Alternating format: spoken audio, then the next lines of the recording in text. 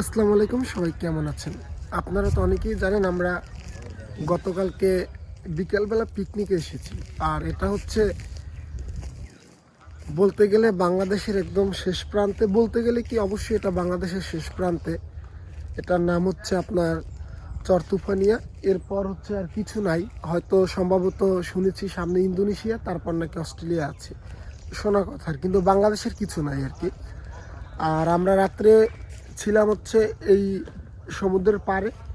আর পিকনিকে আসলে আমাদের মতোই আসতে হয়, একদম নিরিবিলি। এই সম্পূর্ণ দ্বীপটায় কোনো মানুষ নেই, শুধু আমরাই ছিলাম আর কি।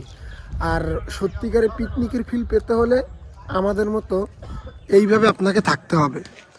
তো আমরা সবাই ছোট ছোট ক্যাম্প করছি। এই একটা ক্যাম্প এখন একটু দেখাচ্ছি। এই ক্যাম্পে রাত্রে কারা ছিল।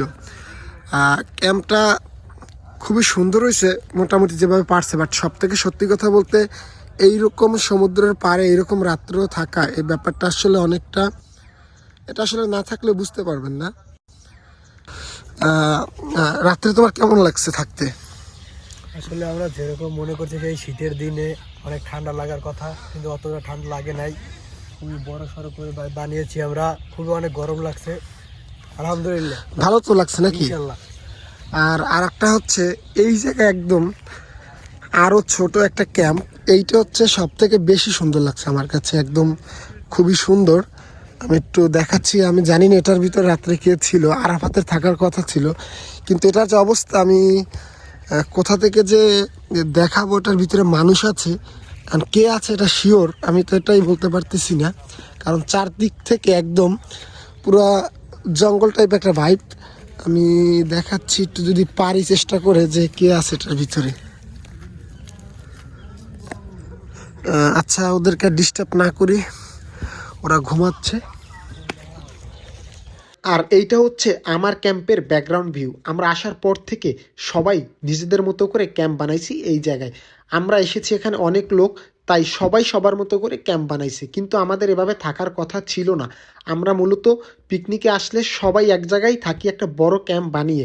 এইবারও সেই ক্যাম্প বানাইছি, কিন্তু তারপরও সবাই নিজেদের মতো করে এবার যে যার মতো করে থেকেছে, ক্যাম্প বানাইছে। আসলে এইটাই বেশি ভালো লাগছে। আমরা কিন্তু ক্যাম্প বানানোর জন্য তেমন কিছু নিয়ে আসি নাই, কিন্তু তারপর এই জায়গায় যে সমস্ত জিনিস ছিল সেগুলো দিয়ে কোনো রকমে থাকার মতো ব্যবস্থা করেছি। আর ওই যে পিছনে যে ক্যাম্পটা দেখতে পাচ্ছেন, ওটা হচ্ছে আমাদের মেইন ক্যাম্প। আসলে ওই জায়গায় আমাদের থাকার কথা ছিল, কিন্তু ওই জায়গায় অনেক লোক ছিল। আর আমরা যারা নিজেদের মতো করে থাকতে চেয়েছি, তারা আমরা এইরকম করে গাছপালা অথবা যে সমস্ত জিনিস ছিল সেগুলো দিয়ে আমরা ক্যাম্প বানিয়ে নিয়েছি। যদি কখনো সুযোগ আসে তাহলে অবশ্যই এমন একটি রাত কাটানোর চেষ্টা করবেন, তাহলে ট্যুরের আসল মজাটা আপনি উপলব্ধি করতে পারবেন। আর হ্যাঁ, অবশ্যই সাপ অথবা অন্যান্য জীবজন্তু থেকে সাবধান থাকবেন।